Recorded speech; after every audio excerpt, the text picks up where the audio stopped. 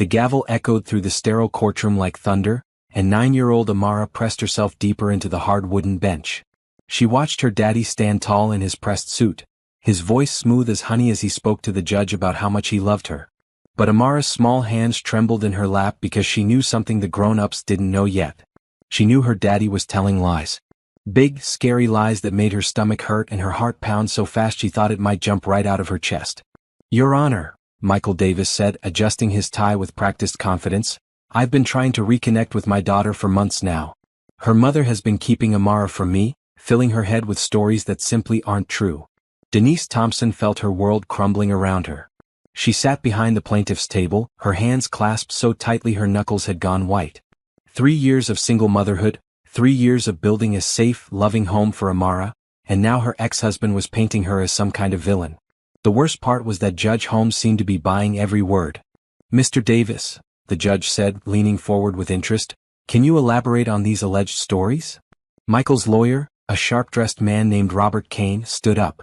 "Your Honor, my client has documentation showing that Miss Thompson has consistently refused visitation requests. She's also made several unfounded accusations about my client's character that we believe are attempts to alienate the child from her father." Denise's stomach dropped. She looked over at her own lawyer, Lisa Chin, who was frantically shuffling through papers.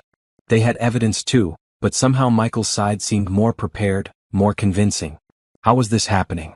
"Furthermore," Michael continued, his voice taking on a hurt tone that Denise recognized from their marriage, "I believe Denise has been struggling financially and emotionally. I have stable employment, a new home, and I can provide Amara with opportunities her mother simply cannot offer." Amara watched her father speak, and memories flashed through her mind like a scary movie. She remembered the night 3 years ago when Mama packed their bags real quick while Daddy was at work. She remembered hiding in the closet when Daddy came home angry, throwing things and yelling words that made Mama cry. She remembered the bruise on Mama's arm that she tried to hide with long sleeves, even in the summer heat. But when she looked around the courtroom, everyone seemed to believe Daddy's words. The judge was nodding. Even some of the people in the back were looking at Mama like she was the bad one. Amara felt sick. "Your Honor," Denise's lawyer finally spoke up, "my client has been the primary caregiver for 3 years. She's maintained stable housing, employment at the Riverside Community Center where she coordinates youth programs, and has provided a loving, stable environment for Amara." Judge Holmes looked at the papers in front of her. "Miss Thompson, I see here that you've had to move twice in the past year. That doesn't suggest stability." Denise's throat felt tight. "Your Honor, the first move was because my landlord sold the building. The second was to find a place closer to Amara's school and my mother, who helps with childcare. And yet," Attorney Kane interjected, "my client has owned his home for 2 years. He has a steady income as a warehouse supervisor, and he's completed anger management classes voluntarily to better himself as a father." Amara's eyes went wide. Anger management classes? She didn't know what those were exactly, but she knew Daddy still got angry. Just last month, when he picked her up for their supervised visit, he yelled at the man at the gas station so loud that Amara started crying. The supervisor from the court had to calm everyone down. The hearing had been going on for 2 hours, and Amara was getting restless. But more than that, she was getting scared. Really scared. Because it sounded like the judge was starting to believe that Daddy should take her away from Mama. "Mr. Davis," Judge Holmes said, "what are your specific requests regarding custody?" Michael straightened his shoulders. "Your Honor, I believe joint custody would be in Amara's best interest, with primary residence with me during the school year. Denise could have her summers and alternate holidays." Denise felt like she couldn't breathe. Primary custody to Michael? After everything that happened? After the reason they left in the first place? "Your Honor," Lisa Chin stood up quickly, "we strongly object to this arrangement. Ms. Thompson has been the stable, consistent parent in Amara's life. To disrupt that now would be detrimental to the child's well-being." "Ms. Chin," the judge replied with a slight edge to her voice, "I'm seeing a pattern here of Ms. Thompson making decisions unilaterally about this child's life. Moving without consultation, limiting visitation, making serious accusations without substantial proof." Amara looked at her mama and saw tears starting to form in her eyes. Mama was trying so hard to be strong, but Amara could see she was scared too. That's when Amara made a decision that would change everything. She stood up from her seat in the gallery. "Excuse me," Amara said in her small voice. The entire courtroom turned to look at her. Judge Holmes raised her eyebrows. "Young lady, please sit down. This is not the time." But I have something important to say, Amara said, her voice getting a little stronger. About my daddy. Michael's face went pale. Amara, sweetheart, why don't you come sit by Daddy? We can talk about this later. But Amara shook her head. She looked right at Judge Holmes with the kind of serious expression that only children can have when they're about to tell the truth about something really important. Your Honor, Amara said, using the word she'd heard the lawyers use, my daddy is lying. The courtroom went completely silent. Judge Holmes stared at the little girl for a long moment. Attorney Kane started to object, but the judge held up her hand. What do you mean by that, Amara? Judge Holmes asked gently. Amara took a deep breath. She looked at her mama, who was crying now, and then at her daddy, who was shaking his head at her like he used to do when he wanted her to keep secrets. He said he took those anger management classes, but he didn't. He said he wants to take care of me, but he doesn't really. And he said mama keeps me away from him on purpose, but that's not true either. Michael stood up abruptly. Your Honor, this child has clearly been coached. Mr. Davis, please sit down, Judge Holmes said firmly. She looked back at Amara. Can you tell me more about what you mean? Amara nodded. Last month, when the court lady was supposed to watch us, Daddy told her he had to go to the bathroom. But he really went outside to smoke and talk on his phone really loud to someone about how he was going to show that judge who the better parent is. He was using bad words and throwing his cigarette at a cat. The court supervisor, who had been sitting quietly in the back, suddenly looked very uncomfortable. And, Amara continued, her voice getting stronger as she spoke, when we were at the park he kept checking his phone instead of playing with me. Then he got a call and started yelling at someone about money. He forgot I was there and left me on the swings by myself. A nice lady had to help me find him. Michael was frantically whispering to his lawyer, but Judge Holmes was focused entirely on Amara now. Amara, the judge said carefully, these are very serious things you're telling me. Are you sure about what you saw and heard? Amara nodded solemnly. Yes, ma'am. I have a really good memory. Mama says it's because I'm smart. And I remember other things too. From before we moved away. The judge leaned back in her chair, and suddenly the whole courtroom felt different. The confidence that had been radiating from Michael's side of the room was gone, replaced by something that felt like panic. Denise was staring at her daughter with a mixture of pride and terror. She had always taught Amara to tell the truth, but she never imagined her 9-year-old would have to do it in a courtroom, with her future hanging in the balance.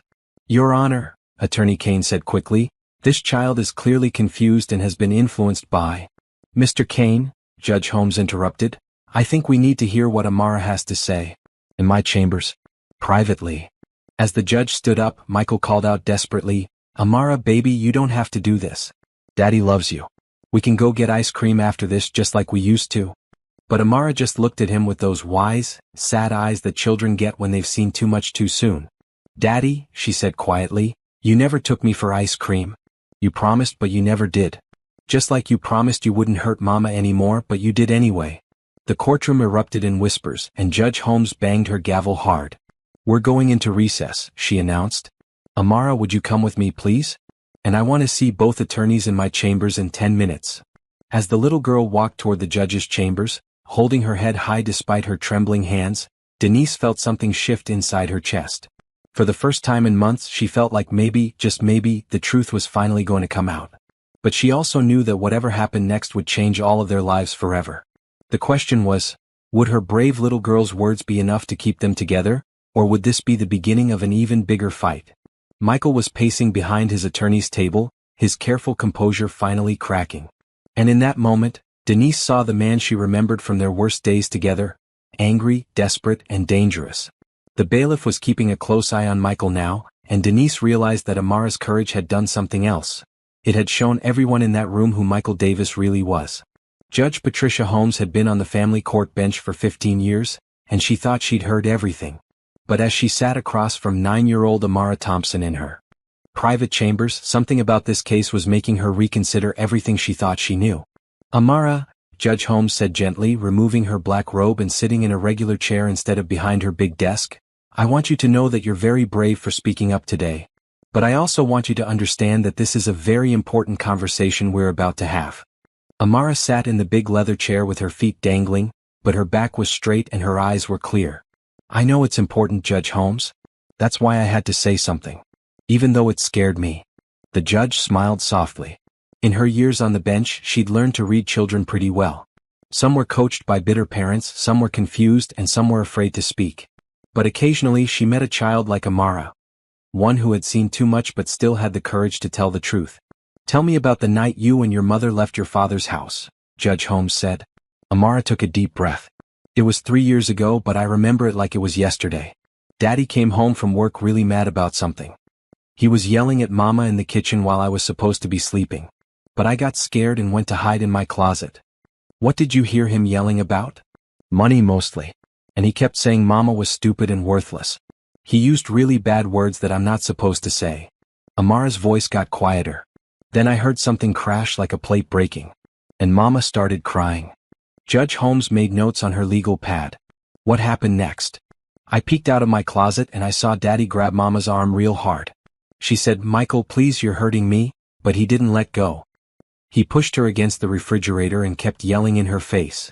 The judge's pen stopped moving. "Amara, are you certain about what you saw?" "Yes, ma'am. I was so scared but I couldn't stop looking. Then Daddy saw me standing there and his face got even madder. He pointed at me and yelled for me to get back to bed right now, or I'd be in big trouble." "Did he hurt you that night?" Amara shook her head. "No, ma'am. But when I went back to my room, I heard more yelling and more things breaking. I pulled my covers over my head, but I could still hear everything." Judge Holmes set down her pen and looked directly at Amara. "What happened the next morning?" "Daddy was gone to work and Mama had a big purple bruise on her arm. She was crying while she made my breakfast, but when she saw me looking, she tried to smile and said everything was fine. But it wasn't fine." "How do you know?" "Because Mama started packing our clothes in garbage bags while I was eating my cereal. She kept looking at the clock in the front door like she was scared Daddy would come back. Then she said we were going to stay with Grandma Beverly for a while." The judge nodded. "And you never went back to live with your father after that?" "No, ma'am. Mama got us our own apartment after a few weeks at Grandma's. She said we were going to be safe now and we didn't have to be scared anymore." Judge Holmes had heard hundreds of domestic violence cases, and Amara's account had the ring of truth that was hard to fake. The details were consistent, the emotions were genuine, and the child showed no signs of being coached. "Amara, when your father has visited with you over the past few months, has he ever talked to you about what to say in court?" Amara nodded immediately.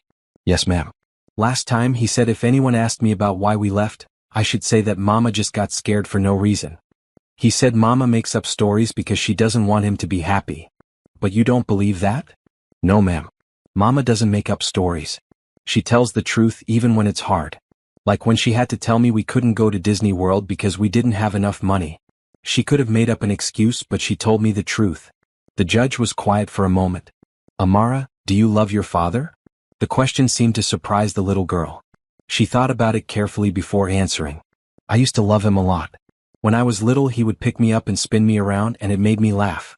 But then he started getting mad all the time and I got scared of him." "Are you scared of him now?"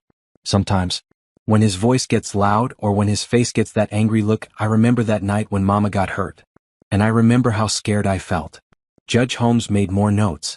"What about your mother? How do you feel about living with her?" Amara's whole face lit up. "Mama is the best mama in the whole world. She works really hard at the community center helping other kids, but she always has time for me. She helps." Judge Holmes looked at him with steel in her eyes. "Mr. Kane, that 9-year-old child just gave me the most coherent, detailed, and credible testimony I've heard in this courtroom in months. If your client has been less than truthful about his qualifications and behavior, now would be the time to address that." Lisa Chin felt a surge of hope for the first time since the case began. But she also knew that Michael Davis was not going to give up without a fight, and desperate people sometimes did dangerous things. As they prepared to return to the courtroom, none of them could have predicted what Michael's reaction would be to having his lies exposed by his own daughter. The courtroom felt different when everyone returned from recess. Michael Davis sat rigidly at his table, his jaw clenched so tight that his lawyer kept glancing at him nervously. Denise could see the angry flush creeping up Michael's neck, and it sent a chill down her spine. She knew that look. It was the same expression he'd worn 3 years ago on their last night together. Amara walked back to her seat next to Grandma Beverly, who wrapped her arm around the little girl protectively. Several people in the gallery were looking at Amara with newfound respect, but Michael's stare felt different. It felt dangerous. "Mr. Davis," Judge Holmes said as she took her seat, "I'd like to clarify some points about your previous testimony. You stated that you completed anger management classes. Can you provide documentation of completion, including dates and the certifying organization? Robert Kane stood up quickly. Your Honor, we have the certificates right here in our file. I'd like independent verification. The name of the organization, their contact information, and proof that they are licensed to provide such certification in this state. Michael whispered frantically to his lawyer, who was shuffling through papers with increasing desperation. Your Honor, we may need some time to gather that specific information. You may need time or you don't have it? Judge Holmes asked pointedly. The courtroom was silent except for the sound of papers rustling. Finally, Robert Kane cleared his throat. Your Honor, it appears there may be some administrative issues with the documentation. What kind of administrative issues, Mr. Kane? Michael suddenly stood up, pushing his chair back so hard it nearly fell over. This is ridiculous. You're going to take the word of a confused child over a grown man? I'm her father. I have rights. Mr. Davis, Judge Holmes said sharply, please sit down and lower your voice. But Michael was past the point of controlling himself. 3 years of planning and preparation were falling apart because of his 9-year-old daughter's honesty, and the rage that he'd worked so hard to hide was pouring out. She's been poisoned against me, he shouted, pointing at Denise. Her mother filled her head with lies. Amara doesn't know what she's talking about. Daddy, please don't yell, Amara said quietly from her seat, but her small voice seemed to make Michael even angrier. Don't you daddy me? After what you just did. I came here to give you a good home, and you stabbed me in the back with lies. The bailiff stepped forward, and Judge Holmes was reaching for her gavel, but Grandma Beverly had heard enough. Michael Davis, she said, standing up with all the authority of a woman who had raised 5 children and seen too much nonsense in her 58 years, you look at yourself right now. Look at what you're doing. You're screaming at a 9-year-old child in a courtroom because she told the truth about you. Mrs. Thompson, please.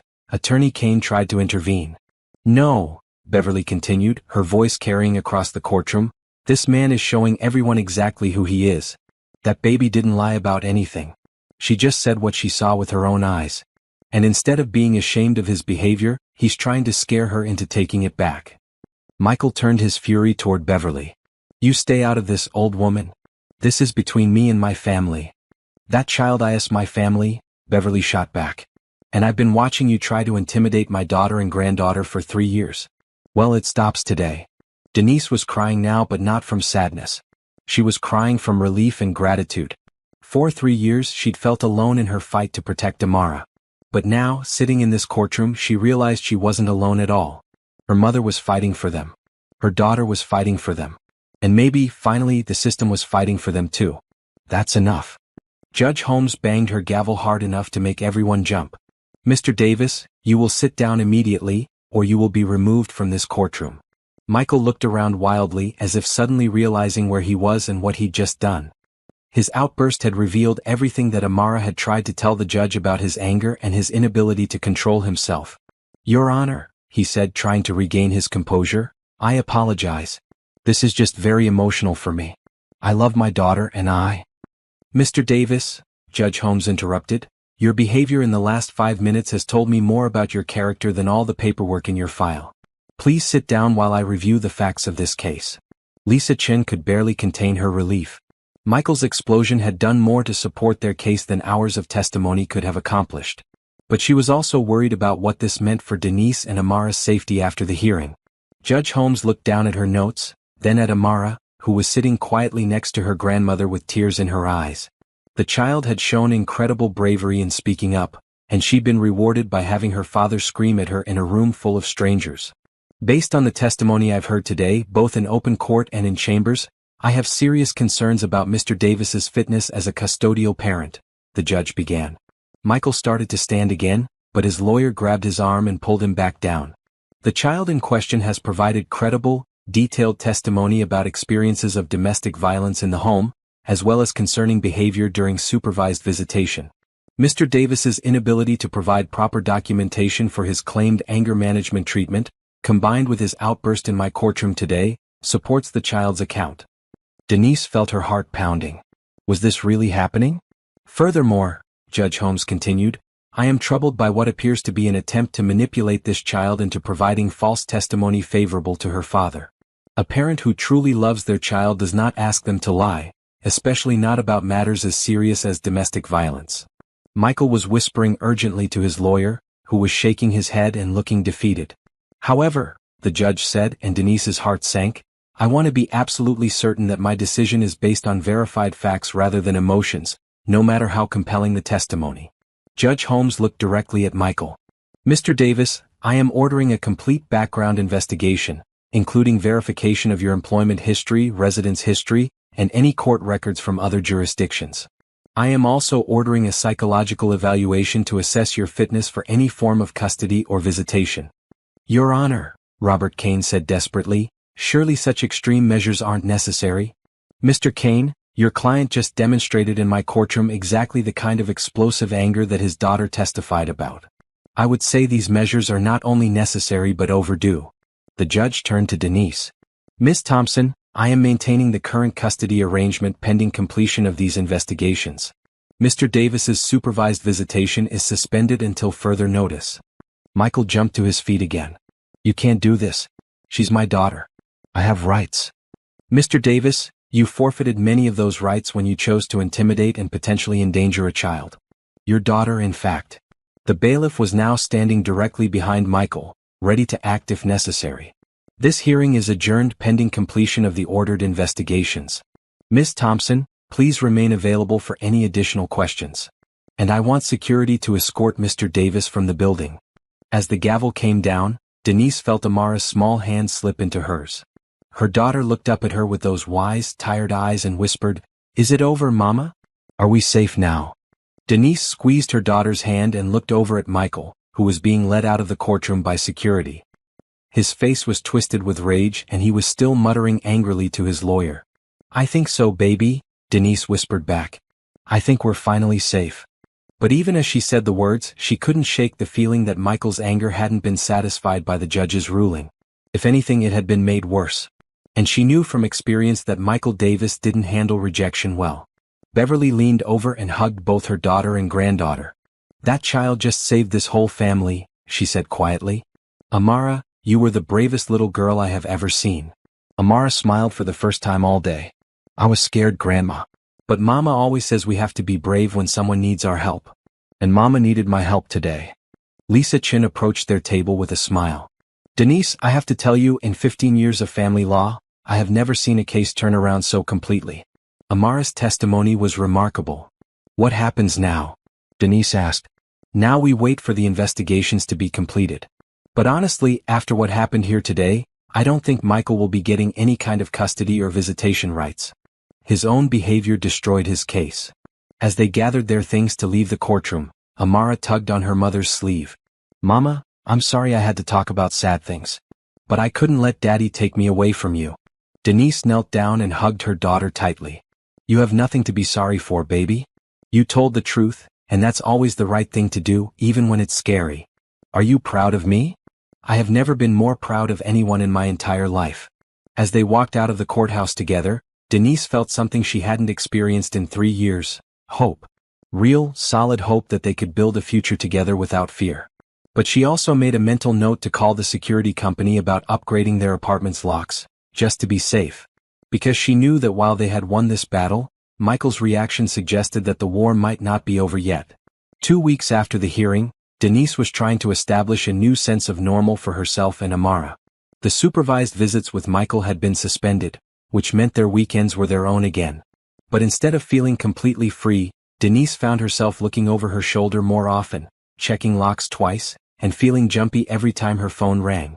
Amara, on the other hand, seemed lighter than she had in months.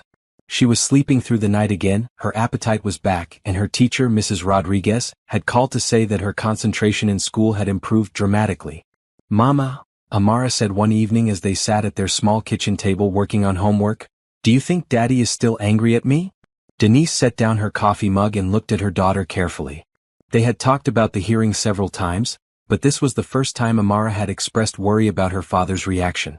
Why do you ask, baby? I just keep thinking about how mad he looked when the policeman walked him out of the court. He looked at me like he was really, really mad. Denise reached across the table and took Amara's hand. Honey, your daddy's anger is not your fault. You told the truth and that was the right thing to do. If he's angry about that, that's his problem, not yours. But what if he tries to come here? What if he wants to yell at me again? He's not allowed to come here, remember? The judge said so. And we have new locks, and Grandma Beverly checks on us every day, and Mrs. Patterson next door knows to call the police if she sees Daddy anywhere near our building. Amara nodded, but Denise could see she was still worried. The truth was, Denise was worried too. Michael had always been unpredictable when his plans didn't work out, and losing the custody case so spectacularly had to have been a huge blow to his ego. The next morning, Lisa Chun called with an update on the investigations. "Denise, you're going to want to sit down for this," her lawyer said. "The background investigation has turned up some very interesting information about Michael." "What kind of information?" "Well, first of all, those anger management certificates were completely fake. The organization listed doesn't exist, and the signatures are forged. But that's actually the least of his problems." Denise felt her stomach drop. What else did they find? Michael has been arrested twice in the past 2 years. Once for public intoxication and disorderly conduct, and once for getting into a physical altercation with a coworker. Both incidents happened after your separation, which means he's actually gotten worse since you left, not better. Oh my God. How did his lawyer not know about this? That's the thing, his lawyer probably did know. The arrests happened in a different county, and they were hoping we wouldn't find them. But the court investigator was thorough. Denise sank into her kitchen chair. "Lisa, what if I had lost? What if the judge had given him custody and we didn't know about any of this?" That's exactly why Judge Holmes ordered the investigation. She knew something wasn't right about his story, especially after Amara's testimony and his outburst in court. "Is there more?" Lisa's voice got more serious. "Denise, there's something else."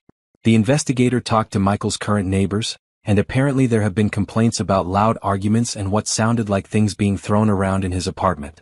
The police were called twice, but both times it was just noise complaints, so no arrests were made. Denise felt sick. "So he's been doing the same things he used to do to me but to someone else?" "It looks that way." The investigator is trying to identify who else might be living there, but Michael hasn't been cooperative with any of their requests for information. After Lisa hung up, Denise sat at her kitchen table trying to process everything. She had known Michael was violent and angry, but somehow hearing that he'd gotten worse instead of better made her feel even more grateful that she'd found the courage to leave when she did. That afternoon, when Amara came home from school, she found her mother sitting at the same spot at the kitchen table, staring out the window. "Mama, are you okay? You look sad." Denise pulled herself back to the present and smiled at her daughter. "I'm okay, baby. Just thinking about grown-up stuff. How was school today?" "It was good. Mrs. Rodriguez said I'm reading at a 6th grade level now. And Tommy Peterson asked me to be his partner for the science fair project." "That's wonderful, honey. What do you want to do your project on?" "I want to do something about how telling the truth can change things. Like, maybe I could interview people about times when being honest made a big difference." Denise felt her heart swell with pride. Even after everything they'd been through, Amara was focused on positive lessons and helping others. "I think that's a perfect project for you, sweetheart." 3 days later, Denise got a call that changed everything. It was Detective Maria Santos from the county sheriff's office. "Miss Thompson, I'm calling about your ex-husband, Michael Davis. Are you available to talk?" Denise's blood went cold. "What happened? Is Amara safe?" "She's at school, but—" "Miss Thompson, please calm down. Your daughter is fine. This is about something else entirely. We have Mr. Davis in custody, and we need to ask you some questions about your relationship with him." "In custody? For what?" "He was arrested last night for domestic violence and assault. The victim was his current girlfriend, and she told us that Mr. Davis had mentioned you and your daughter several times during their relationship. We're trying to establish a pattern of behavior." Denise sat down hard. "Is she okay? The girlfriend?" "She's in the hospital, but she'll recover. Miss Thompson, she told us that Mr. Davis became increasingly agitated after losing a court case 2 weeks ago. He apparently told her that his ex-wife had turned his daughter against him and that he was going to make sure you both paid for it." The room started spinning. "He threatened us?"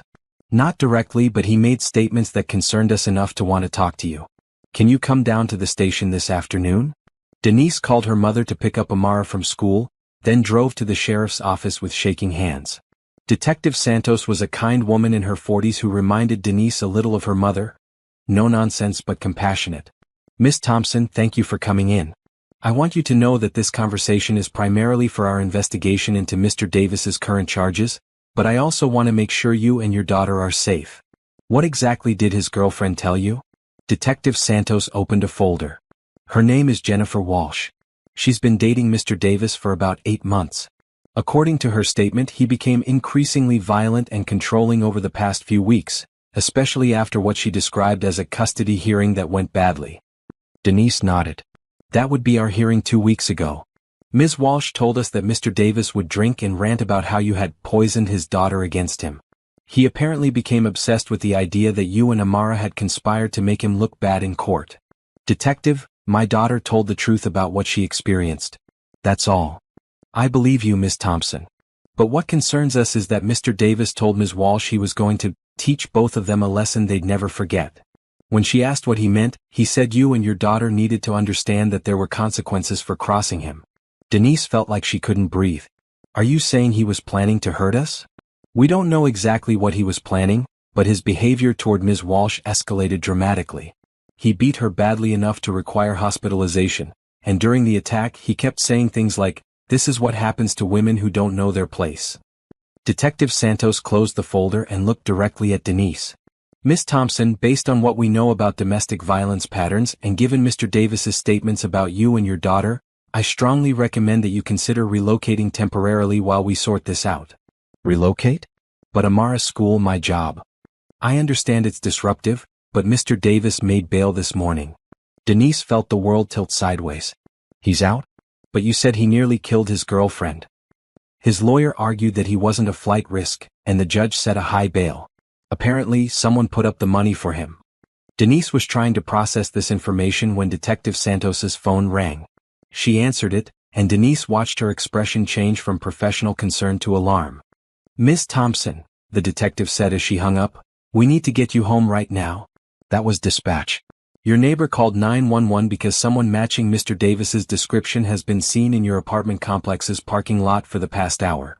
As they rushed toward Detective Santos's patrol car, Denise's phone started ringing. It was Beverly. Mama? Denise answered breathlessly. Denise, honey, where are you? I'm at the school to pick up Amara, but they said you already called and had someone else come get her. Denise stopped running. What? Mama, I never called the school. I'm with the police right now. Who picked up Amara? There was a long pause and then Beverly's voice came back, shaky and afraid. Oh Lord.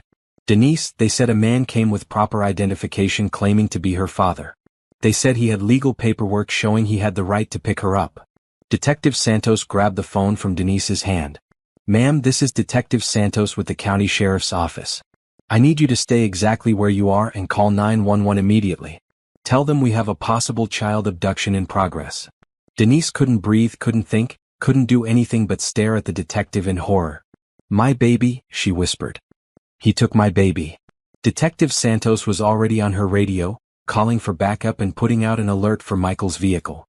But Denise barely heard any of it. All she could think about was Amara, her brave little girl who had stood up in court and told the truth, now in the hands of a man who had just put another woman in the hospital and had sworn to make them both pay. Miss Thompson, Detective Santos said firmly, grabbing Denise by the shoulders, I need you to focus. Where would he take her? Does he have family out of state? Friends? Anywhere he might think he could hide. But Denise was remembering Michael's face in the courtroom when the bailiff led him away, and the cold, calculated anger in his eyes when he looked at Amara. This wasn't a desperate father trying to reconnect with his daughter.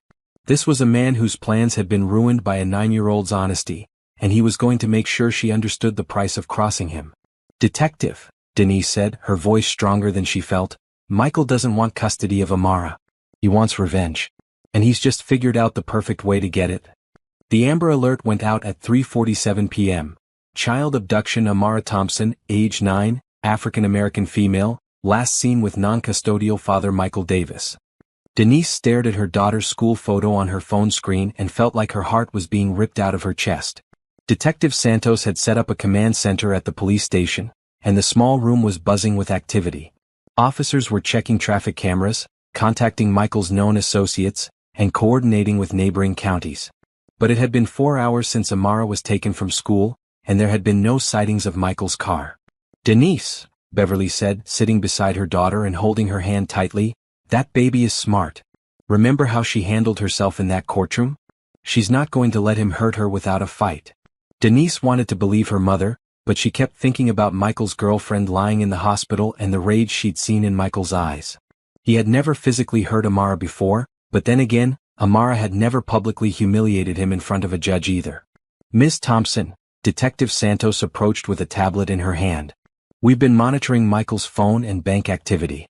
He withdrew $500 in cash about an hour before he picked up Amara, and his phone went dead shortly after that.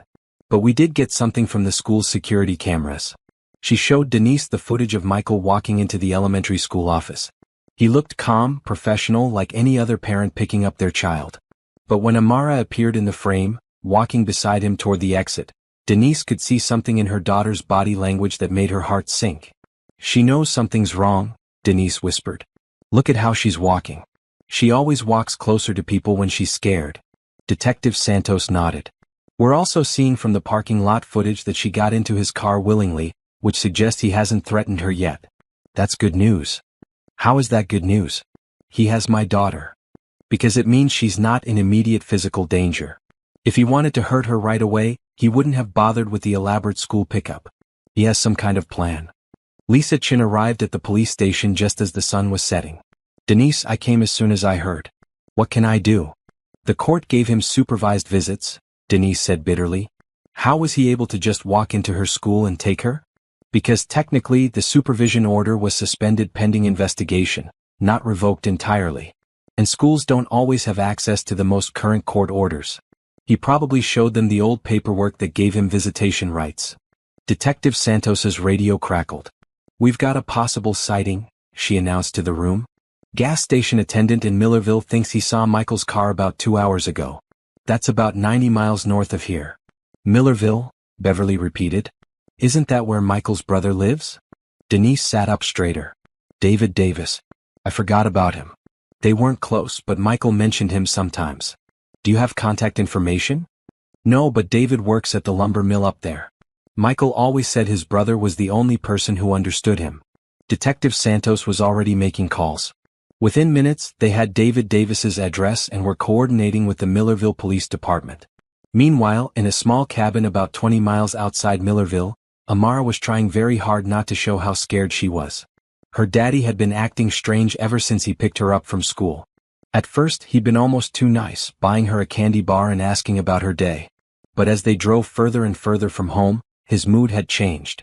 "Daddy," Amara said carefully, "when are we going back? Mama will be worried about me." Michael glanced at her in the rearview mirror. They had been driving for 3 hours, and his initial plan of taking Amara somewhere to teach her a lesson was becoming less clear in his mind. The rage that had driven him to the school was still there, but it was mixed now with something else. A recognition that he had just made his situation much, much worse. "Your mama isn't worried about you," he said, his voice harder than it had been earlier. "Your mama is probably celebrating that she finally got what she wanted, Amy, out of your life completely." "That's not true, Daddy. Mama always said she wanted me to have a daddy who loved me and was nice to me. She just wanted you to stop being angry all the time." Michael pulled the car over to the side of the empty country road and turned around to look at his daughter. "Amara, do you know what you did to me in that courtroom?" Amara's heart started beating faster. "I told the truth, Daddy. Mama always says we should tell the truth. Your truth cost me everything. My job found out about the court case and fired me. I lost my apartment because I can't pay rent. And now I'm probably going to jail because of what you said. Daddy, you're scaring me." Michael looked at his daughter's face and saw genuine fear there. For a moment, he remembered holding her as a baby, teaching her to ride a bicycle, reading her bedtime stories. But then he thought about sitting in that jail cell the night before, listening to other inmates laugh about how he'd been outsmarted by a 9-year-old. "Good," he said finally. "Maybe you should be scared. Maybe you should understand that actions have consequences." He started driving again and Amara pressed herself against the car door. They were in the middle of nowhere now, with trees on both sides of the road and no other cars in sight. She thought about her mama, probably crying and worried sick. She thought about Grandma Beverly and Mrs. Rodriguez at school and all the people who loved her and were probably looking for her right now. "Daddy," she said, trying to keep her voice steady, "I know you're mad at me. But can we please call Mama and tell her I'm okay? She gets really scared when she doesn't know where I am. Your mama should have thought about that before she turned you against me." "She didn't turn me against you, Daddy. I remember things all by myself. Like how you used to throw things when you got mad and how you made Mama cry," and how I had to hide in my closet because I was scared. Michael slammed on the brakes so hard that Amara was thrown forward against her seatbelt. He turned around with fury in his eyes. You will not talk to me that way. I am your father. But instead of cowering, Amara looked right back at him with the same steady gaze she'd used in the courtroom. Being my father doesn't mean you get to hurt people, Daddy. Judge Holmes said so. She said parents are supposed to keep their children safe, not scare them. Judge Holmes doesn't know anything about being a parent. She knows more than you do, Amara said quietly. Because she knows that loving someone means you don't hurt them even when you're mad. Michael stared at his daughter in shock. 9 years old, and she was lecturing him about love and parenting. The worst part was that her words reminded him uncomfortably of things Denise used to say during their worst fights. He started driving again, but slower now. The sun was going down, and he realized he had no clear plan for what to do next. Taking Amara had seemed like the perfect way to show Denise and the court system that they couldn't just write him out of his daughter's life. But now, with police probably looking for them and his phone turned off, he was starting to understand that he had just made himself a fugitive. Back at the police station, Detective Santos received word that officers had found Michael's car parked behind David Davis's house, but the house was empty. David Davis left work early today, she told Denise. His supervisor said he got a phone call around 2 p.m. and seemed very agitated afterward. He asked for the rest of the week off. So they're together, Denise said. David is helping him. It looks that way. But we're checking all of David's known properties and hangouts. We'll find them. Beverly squeezed her daughter's hand. That little girl has been through worse than this and came out stronger. She'll find a way to get through this too. At the cabin, David Davis was pacing back and forth while Michael sat at the small kitchen table with his head in his hands. Mike, you've lost your mind, David was saying. Taking that kid from school? What were you thinking? I was thinking that my own daughter destroyed my life, and somebody needed to pay for it. She's 9 years old. She's a baby. She's old enough to lie in court. David stopped pacing and looked at his brother with disgust. She didn't lie, did she? Everything she said about you being angry and violent, that was all true. Michael looked up sharply. Whose side are you on? I'm on the side of not wanting to go to prison as an accessory to kidnapping. Mike, you need to take that little girl home right now before this gets any worse. From the cabin's small bedroom, Amara was listening to every word through the thin walls. She had been in the room for an hour, and Uncle David had left the door unlocked because he said she wasn't a prisoner. But she was too scared to try to run into the dark woods by herself. Now, hearing Uncle David tell her daddy to take her home, she felt a tiny spark of hope. Maybe Uncle David would help her get back to Mama. She crept to the bedroom door and opened it quietly. The two men were still arguing in the kitchen, and neither of them noticed her small figure in the hallway. I can't take her back, Michael was saying. They'll arrest me the minute I show up. They're going to arrest you anyway. The only question is whether you're going to jail for kidnapping or for kidnapping and murder. I'm not going to murder anyone. Then what's your plan, Mike? Keep her here forever? Eventually, someone's going to find this place. Amara took a deep breath and stepped into the kitchen. Both men turned to look at her, and she saw something in Uncle David's eyes that looked like shame. Daddy, she said clearly, I want to go home now. Michael laughed bitterly. Just like that? You think you can just decide when this is over? I think I can ask my daddy to do the right thing, Amara replied. I think I can ask you to remember that you used to love me before you got so angry all the time. David looked back and forth between his brother and his niece, and something shifted in his expression. Mike, he said quietly, look at her. Really look at her. She's not your enemy. She's your little girl and she's scared. Michael did look at Amara then, and for the first time since the courtroom he saw her clearly. She was small and frightened, but she was trying to be brave. She looked exactly like Denise had looked when they first met, when Denise still believed that Michael could be a good man. Amara, he said slowly, what you said in that courtroom, about me being scary and angry. Do you really believe that's all I am? Amara thought about the question seriously, the way she thought about all important questions. No, Daddy. I remember when you used to read me stories and push me on the swings. I remember when you taught me to tie my shoes. But I also remember being scared of you a lot. And today I've been scared of you all day. I never meant to scare you. But you did anyway, Amara said simply. And when someone tells you that you're scaring them, you're supposed to stop and try to be better. You're not supposed to get madder. David watched his brother's face crumple, and he knew the fight had gone out of him. Mike, he said gently, call the police. Turn yourself in. Take responsibility for what you've done and try to make it right. Michael looked at his daughter, really looked at her, and saw a strength and wisdom that humbled him. She had been through more trauma in her 9 years than many adults faced in a lifetime, and yet she was still trying to find good in him. "Okay," he said quietly. "Okay." 2 hours later, police cars surrounded the cabin. Michael walked out with his hands up, and Amara ran straight into Detective Santos's arms. "Mama?" was the first word out of Amara's mouth. "She's waiting for you at the station, sweetheart. Are you hurt?" "No, ma'am. Just tired and hungry. And I want to go home." As Michael was led away in handcuffs, he looked back at his daughter one more time. "Amara," he called out, "I'm sorry I scared you. You were right to tell the truth about me." Amara nodded solemnly. "I hope you can learn to be better, Daddy. I hope you can learn to not be so angry anymore." By the time they got back to the police station, it was after midnight. But Denise was still there, still waiting, still praying. When she saw Amara walk through those doors, alive and safe, she broke down completely. "Mama, don't cry," Amara said, hugging her mother tightly. "I'm okay. I was scared, but I remembered what you always tell me about being brave when someone needs help. And I think maybe Daddy needed help understanding that he was hurting people." Denise held her daughter and cried tears of relief, gratitude, and overwhelming pride. Her little girl had faced down her worst nightmare and still found compassion for the man who had terrorized them both.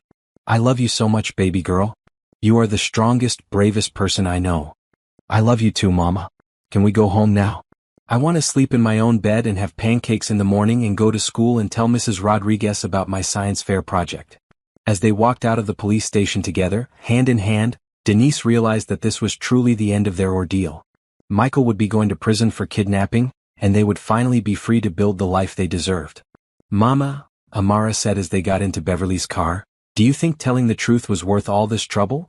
Denise looked at her daughter's face in the streetlight and saw hope, strength, and an unshakable sense of right and wrong. "Yes, baby. Telling the truth is always worth it. Even when it's scary, even when it's hard, even when people don't want to hear it. You saved us both by being brave enough to tell the truth." 6 months later, Amara's science fair project on How Truth Changes Lives won first place in her grade. She interviewed police officers, judges, teachers, and social workers about the importance of honesty in their work. But her most powerful interview was with her own mother, who talked about how one little girl's courage in a courtroom had saved their family. Michael was sentenced to 5 years in prison for kidnapping and violating court orders. He was also ordered to complete real anger management treatment and could only have supervised contact with Amara upon his release, and only if she wanted to see him. Denise got a promotion at the community center and was able to move them into a bigger apartment. Amara joined the debate team at school and developed a reputation for asking thoughtful questions and standing up for other kids who were being picked on. And every night, when Denise tucked her daughter into bed, she marveled at the extraordinary strength and wisdom contained in such a small person. Amara had shown her that sometimes the smallest voices carry the most powerful truths, and that courage isn't the absence of fear, it's doing the right thing even when you're afraid. Their story became a reminder that justice isn't always complicated or dramatic. Sometimes it's as simple as a child finding the courage to say, "That's not true," and adults finding the wisdom to listen.